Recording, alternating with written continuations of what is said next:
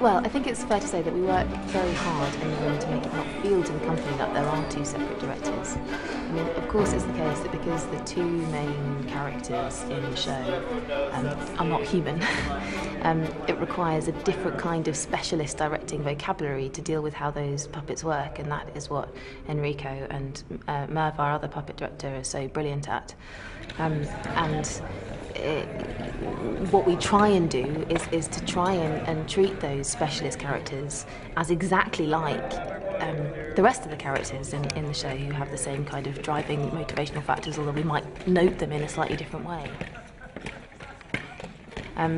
So we have two directors because one half of the production vocabulary is so specialised, but we really try and make it feel like one unified piece of direction, I think. Yeah, it does feel quite like one full unit, because there, in terms of, I think in any sort of dramatic work, is that you're playing with the exchange of information between one character and another. So even on the outside, is that we would overlap in terms of how these characters are playing towards each other.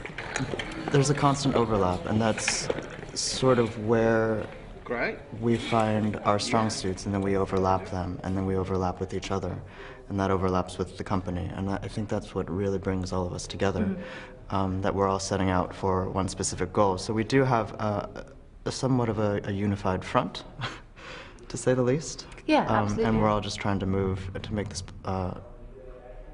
production the best that it can be. The whole business about moving the buckets, do you remember that the whole meat of what's going on in this bet is exactly how far this horse has to plough? So collectively, we're not quite as interested in the mechanics of this ploughing at the moment than I think we might need to be. So at the point where Arthur is making the call about where it's going to go, that is, with every step that he takes, the bet gets more and more and more impossible. So can we just all have that collectively in our mind, that it's getting harder and harder and harder? Ted bringing it back is a big deal. Well, it's something that I know that everybody at the National Theatre is particularly proud and excited about. I was part of the original creative team. I was the assistant director on the original production back in 2007.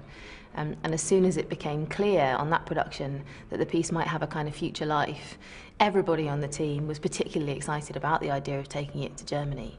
Particularly at the moment, with the centenary next year, it feels extremely timely to be taking this piece to Berlin. And I know we all felt very strongly that the first non-English language production of this show really had to happen in this city. So I feel terribly privileged to be the person leading this enterprise on behalf of all those people. I know it's something that Marianne Elliott and Tom Morris, the original directors, and Michael Morpurgo, who wrote the book, it's something that's been very close to their hearts as a project ever since we came up with the idea for the show. So I couldn't be more excited about it.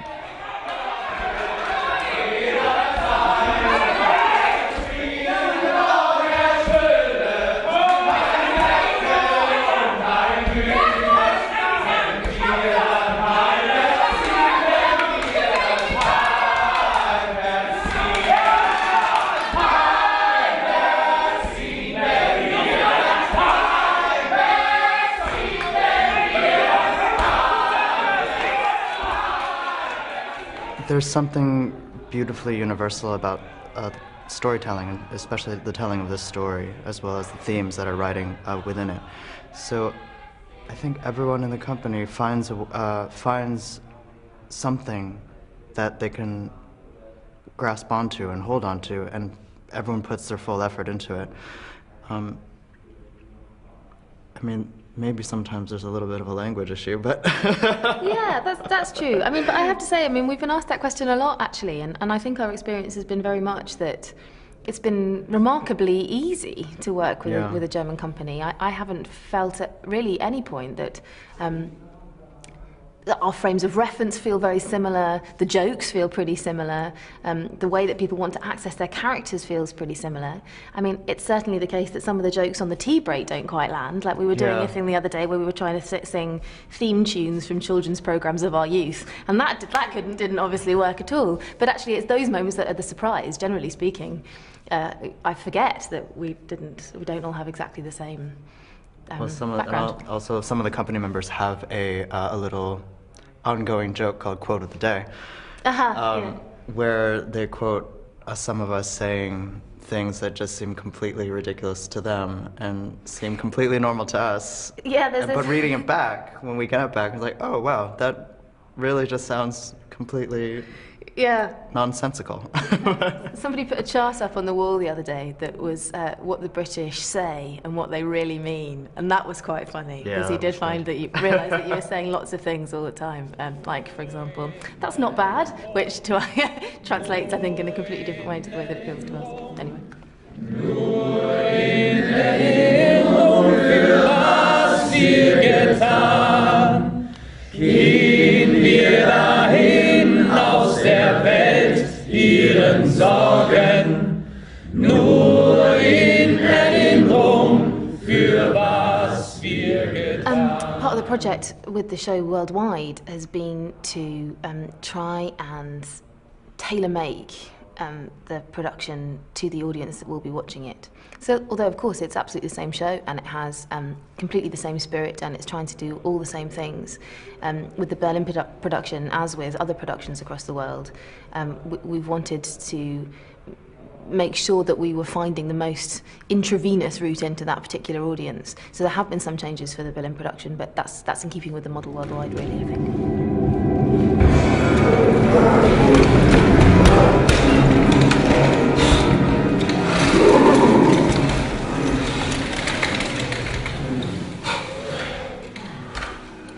I think it generates I think the show generates a very particular brand of theatrical magic. The fact that the protagonist is an animal, and the fact that that animal is a single creature that is brought to life by 3 individuals, means that every second of the show, step by step, the audience is being asked to make a greater leap, a greater imaginative leap, to put more of themselves into the equation than is normally the case in a straight theatre piece. So I think that there's something about the vocabulary, the mechanics of the show, of the way that the theatricality of those horses works, that in and of its nature draws the audience absolutely into the heart of the dramatic experience. So I think it becomes very personal very quickly for everybody that is watching that show. I think it takes a lot of their heart with them, and that is the thing that makes it feel so magical.